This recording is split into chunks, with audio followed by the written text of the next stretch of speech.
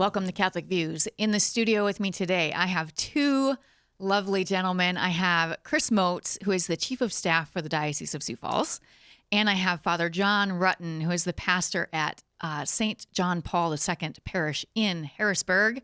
Welcome, gentlemen.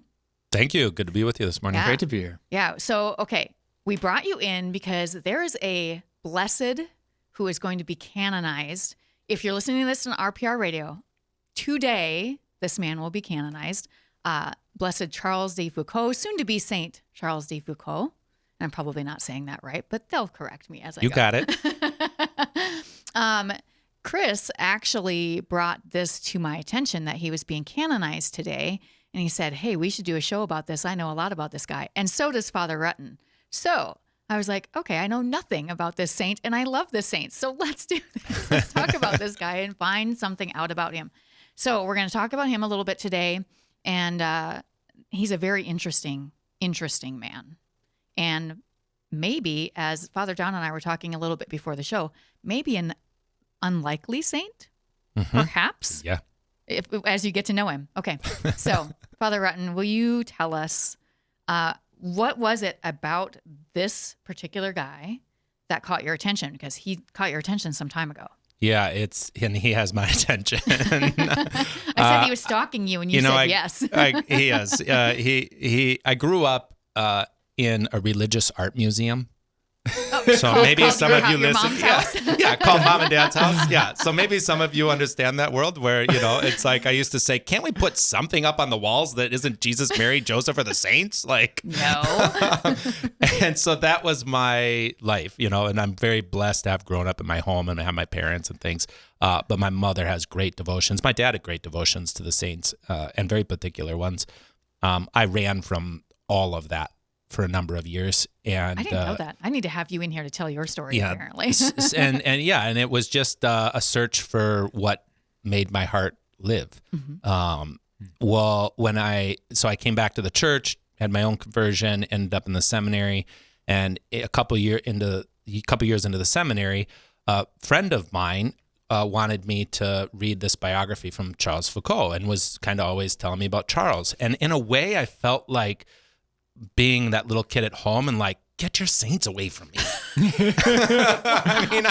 It wasn't like that, but I just kind of felt like that's fine that he's for you, but like just because he's for you. Yeah. I'm like, I don't need to, and I really had learned to be honest with my heart. So I couldn't just accept because this is what everybody does, or I missed a retreat I was supposed to do because I was sick, and my spiritual director, who is a very prim and proper man, like very put together, very like cufflinks and Roman collar and put together, said, you have to make up that retreat. And you're going to do it over Easter, and you're going to read this biography. And it was the biography of Blessed Charles Foucauld. And I thought, that's the book Nate keeps wanting me to read. All right, something's up. And when I began to read it, I just noticed, like, I wanted to love God. As simple as that. Like, I just wanted to love God. As I began to read it, I wanted to love people that I didn't really love. I would find myself in awe of like his ability to go into these lands that he knew no one with such hope and such simplicity. And something would happen to me, and I would just be like filled, and I'd find myself a couple of times like crying, and I'm like, what is happening to me? And at a certain point, I stopped for a moment. The book was open. And I just closed the book and I put the book down and I said to myself, you're here. Charles, you're here. Like, you've come to me. And that opened up a friendship that has continued to grow. But the miracle of what he did for me that really changed me was he opened up a door to the saints. And I realized like the saints aren't people I have to go chase, or I got to do more prayers for, or I got to like add to my list, or I need to get another medal in order to like be a part of their club. Like the saints are people who simply are going to help me love Jesus more. And that they will find me. Yeah. Because I never, even I like pushed him off, and he found me. And after this, St. Augustine found me, St. Therese of Lisieux found me, St. John found me. They just started, I'm like, they come out of the woodwork, don't they? yeah. And at one day, I looked in my room at the seminary and I thought, I live in a religious art museum. And so in a way, he opened a door for a greater awareness of who my mom and dad were. Yeah. And so and ever since then, he's just been a part of my life in a way where I can't not share him with other people. Yeah. But I never share. It's just a part of me. And then I'm like, hey, well, if you want to read something, this is the biography, or this is his prayer of abandonment, or so that's how everything began with me. And nobody knew who he was. I mean, he's not a common person. No. But many people know the prayer of abandonment. Right. And so if I point them to that, they're like, oh yeah. I'm like, well, this is the guy who that originated from. He obviously moved you quite a bit. I mean, yeah. Because even while you're talking about that, it's visible in you that there was a deep connection that you had. Yeah, and it's interesting because I've felt a little guilty in the last few weeks. I mean, I'm blessed to go to this canonization, but I haven't read it. I feel like I don't know enough about him yet, and like I'm not ready yet, and I'm not prepared to go yet, and like I gotta like what and all this stuff. And the other day I was like, you know what? I don't think that is what is essential. Right. And so as I'm like here today, I'm like, whatever is happening right now is essential. Yes. This is what he is in friendship with me about. And I didn't plan to have this happen this morning. Yeah, he doesn't need you to know every single thing. No, what he wants me is just to be in friendship and to and know he's going to help me love Jesus more. Right. It's really great because Father John is going to be at the canonization in Rome, leaving tomorrow morning, right? Yeah. So when you're listening to this, I'm there. Yes. But when we're recording this, I leave in 24 hours. Yeah. So, yes, very true. Okay. So Chris, when I was looking into, because I knew nothing about this saint soon to be it's really weird because we're recording a few days earlier. So he's not a saint yet, but when you'll hear it, he will be. So, he reminded me a lot of St. Augustine in his early years because he was not the best guy. Can you talk a little bit about his early years and where he was? There's a similarity there. He was a bit wayward. Unlike Augustine, he did have faith as a child and then left it, but was living a very worldly life that was quite scandalous, in fact. So he's a Frenchman, grew up in France, was born in the 1850s, and French culture in the 19th century was de-Christianizing in some ways, still very much what we would call a kind of a Christendom Catholic culture. But I mean, he kept a mistress. He was living with a woman out of wedlock, and was just away from the sacraments for years. Came to see just the mysteries and truths of the faith as just like real obstacles to belief. And fundamentally, I think just like for a long period of his life didn't have desire for faith too. Right. So I think you're right to kind of draw that connection to St. Augustine. And of course, for both of them, there's this big moment of faith, of embracing God, and coming to realize that, no, God's been loving me this whole time. And they both kind of came about it, if I remember right, a little bit similarly, where kind of came to it through their intellect first, to a degree. Is that right? I think that's true to a degree. So, and Augustine, we know, is kind of famous for his prayer, Lord, give me chastity, but not yet. Right. So his intellect was there, but his will wasn't. With Charles, his intellect was, he went through a period of kind of difficulty in the army. He more or less got kicked out of the army, the French army. He was being very lazy. He was being lazy, not a good soldier, but kind of had this moment of like, wanting adventure, but kind of needing to grow up.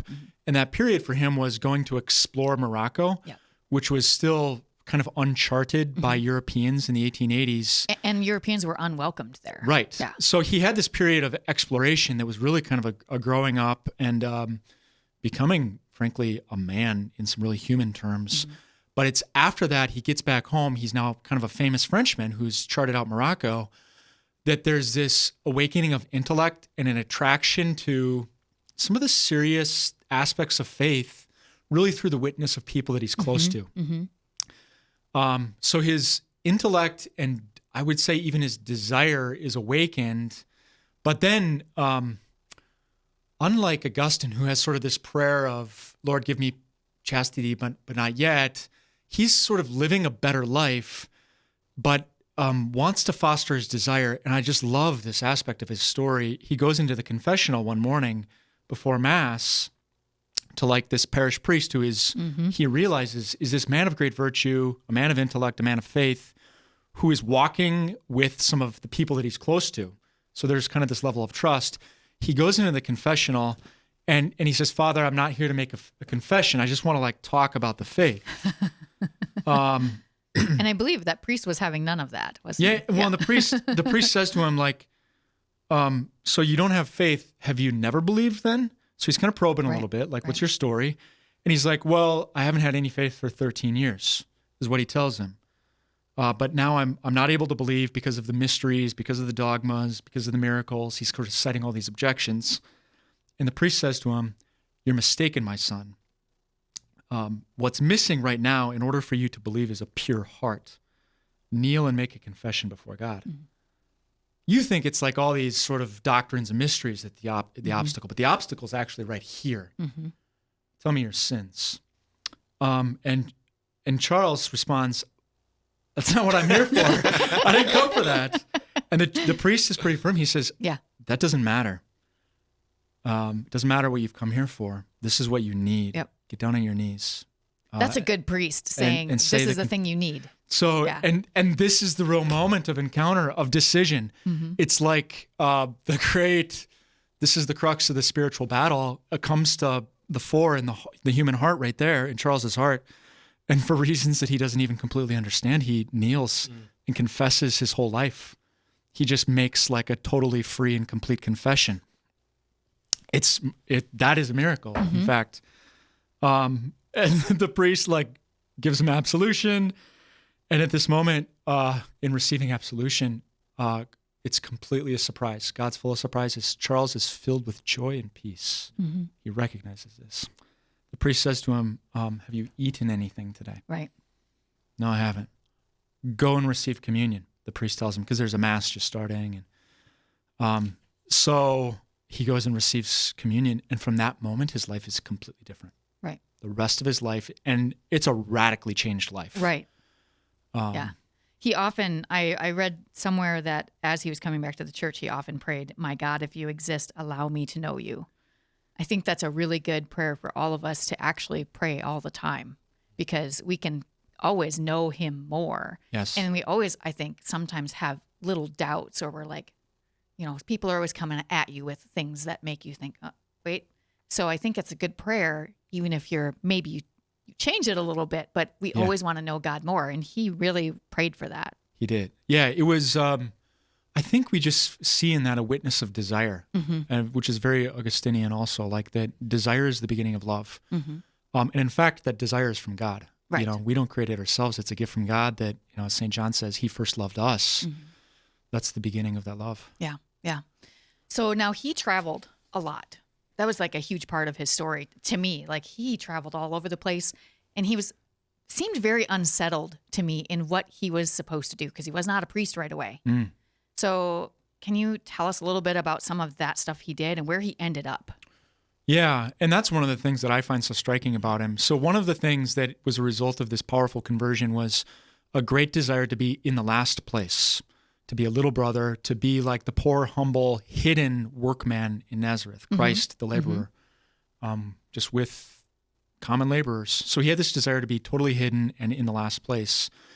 When you say in the last place, can you? And I think it's so appropriate that Pope Francis is canonizing this saint, because he speaks of the margins. And that was Charles's heart too, to be totally at the margins. Sure. those who are last in society. Gotcha. And it manifested itself in a desire for monasticism. He had an attraction to the Desert Fathers. And one of the things that kind of came to play in his life is he kind of bounced around a bit. So he was, he explored like different, Trappists, Cistercians, Benedictines in France. He ended up at a monastery, like a hermitage in Jerusalem, the Holy Land. Ended up, I think, at one in Syria. This is kind of drawn out over a period of years, and then eventually ended up in North Africa, in Algeria, really with a desire to found a religious order. Nobody joined him. He kind of was in his own hermitage. What happened Which there? is, for me, this is the great testimony of his sanctity, is that he's a failure, actually. Yeah. He's such a broken, and you read his book and you're like, is he a little, maybe off his rocker a little bit? Like he's it's a testimony of God's glory revealed through humanity. He is not a cufflinks wearing kind of, he's not a put together person. Right. In fact. So why is that important? Because Father John, you talked about that a little bit when you first arrived at the studio today. Yeah, I guess part of the challenge I always had with the saints was they seemed so unattainable. They seemed so unhuman. And the truth of the matter is the saint is like the most human. And it doesn't even mean they have to be like great sinners to become great saints like Augustine or Charles were, but that they have a particularity, that they have a temperament, that they have a personality, that they have desires that are like moved by objects. We are human beings. And I think when you see, I don't know, I really wrestled with him because he's so impetuous and he's so like, he just doesn't stop. And I'm like, even I was like, if I were I'm like, Charles, just settle down, like stop, And then I'm like, well, wait a minute. Like, what if this is just who he is and God even can use this? Yes. And what if I can be me? In my attempts to like try and round out my hard edges, God's like, would you just let me do the work, John? Yeah. So. Yeah. That's so true. So true. You were like, you wanted to say something there. Well, I'm so struck by this. He's a failure. He wanted to found a religious order and nobody joined him. I think part of that had to do with the war too, but that's all in God's timing. Yeah. Well, not even the bishops wouldn't send him people because his rule was so rigorous. His one life person was so joined hard. him for a while, and then they left. It was like, he's subsisting on like a bowl of oatmeal on a day to day. Like he's very ascetic. Goodness. Which I have really, there's something. He's a failure in some respects. But I'm also just so touched by his radicality, which we're all actually called to. Not that we're all called to subsist on a bowl of oatmeal a day, but we are all called to be totally radically given over to Christ in our own ways that we discern. So I'm just touched really by this. He's like a modern day desert father. Yeah. Right. Yeah. Yeah. And in that, it really makes us wrestle with what is the fruitfulness of one who is given over to Christ then. Yes. Because he didn't even baptize anybody. Right. If you were a priest, or if you know a priest who has baptized one person, you have done more to bring people into the kingdom of God than Blessed Charles Foucauld. Right. Yeah. Right. Not one. But yet he's going to be canonized as a saint. Yet he's going to be canonized as a saint. And so you have to go deep and say, well, what is his holiness? What is this thing? And you see so many places, all of the Muslim people called him the Mirabout, called him the holy man. Like people lined up outside his door to be ready in the morning for him to come and give them assistance or guidance or help. Like nobody questioned whether this man was filled with the presence of God. He transformed lots of people. He made lots of differences, but it wasn't the transformation that he had in his mind of, I want to have a religious order. I want to convert the Muslims. Right. I want, and that really to me was a freedom to say, okay, my desire is beautiful and good, but I always need to leave it open to be fulfilled how God wants to fulfill it. And the beautiful gift of him is he did get religious order. He got a lot of them. Yes, he did. But he just it didn't happened get to see after it he in died. his lifetime. Yes, Right. yes. That's right. Okay, so let's real quickly talk about what happened to him at the end. Okay. And then the religious orders. Yeah, so at the end of his life, he was living in a solitary hermitage in North Africa and Algeria, and he was known as this man of great charity, a holy man, and for that reason, he there were some that came to actually hate him, and there was sort of a tribal politics to it, if you will, that was bound up in sort of a militant Islam too. And so he was actually assassinated by some Muslim tribesmen who came to his hermitage in the middle of the night, knocked on his door. They were trying to kidnap him. They were, if I remember right. Thinking kidnap him or... They thought possibly too that he had stuff in his fort, or that he was he was the one who was going to protect. He built the fort to protect people in case of war. Yes, and he did have stores of supplies inside the fort, but they barged through when he sort of unlocked the door and murdered him. One of the things that's really striking about that is a French military patrol that came upon him within the next day or two, I think, found, I believe they found the Blessed Sacrament in a Luna in the monstrance, which reveals to us that he was actually adoring the Lord. Like, this is what his life, another reason I'm so touched by him, his life was just given over to not only works of charity and being with people as a little brother in the last place, but he was a man of deep adoration. So he was actually adoring the Lord right before he was martyred. Right. Which is good place to be. A good place to be for all of us. Just this witness of adoration. Yeah. It's so good. Yeah. All right. Well, we are out of time. So, Father John, I hope you really enjoy your time in Rome. Do they put that on like TV anywhere when they do the canonizations? They do sometimes. I don't know if this one will be. EWTN might have something like that Possibly. on. I think they a lot of times do. So you might be able to search online and find that. Maybe you'll wave from the crowd, would you? Or wherever you are. I'll be concelebrating. So look for the priest. Okay, yeah, so I've got a bald really head. Look that up. That'll be a lot. And of the fun. other people being canonized with him are from India, I believe. That's right. So that's right. You'll be able to spot me out, I think. I'm gonna see if I can find that. All right. Thanks, you guys, both for being here and telling us the story of this really interesting man who makes us all maybe feel like we have a chance at being a saint. Amen. Which I love. All right. Thanks a lot. All right. You can always find us at sfcatholic.org if you want to find anything out about the diocese and to find videos and audio for any of our podcasts. That's it for us today. Hope you'll join us again next week for more Catholic Views.